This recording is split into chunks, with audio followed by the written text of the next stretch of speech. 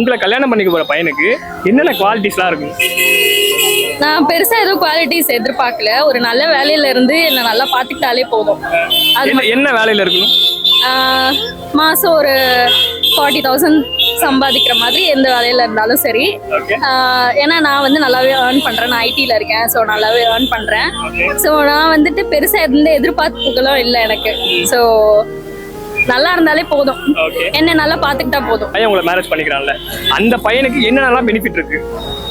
என்ன marriage பண்ணிக்கிட்டாவா? Okay, நான் வந்து ரொம்ப பொறுமையா இருப்பேன் அண்ட் நிறைய சோஷியலைஸ்டான பர்சன் நான். ஸோ அதனால நல்லா பேசுவேன். சிலர்லாம் வந்து பேச மாட்டாங்க, எங்கேயோ ஜெல் ஆக மாட்டாங்கல்ல. ஸோ அதனால நான் வந்து அவங்க ஃபேமிலியில போனேன்னா நல்லா ஈஸியா ஜெல் ஆயிடுவேன்.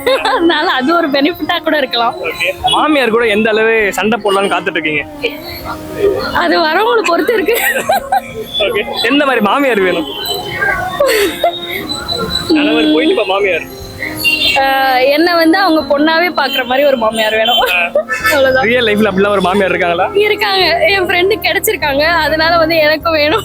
என்ன சொல்லிருக்காங்க உங்க ஃப்ரெண்ட் அவங்க மாமியாரை பத்தி? அவங்க வந்து ரொம்ப ஃப்ரெண்ட்லியா இருப்பாங்க. எப்படி சொல்றது, அவளோட அம்மா மாதிரியே ஃபீல் ஆகும் அவளுக்கு. ஸோ அதனால வந்து அதே மாதிரி ஒரு மாமியார் எனக்கும் கிடைச்சதுதான் நல்லா இருக்கும். ஆமா.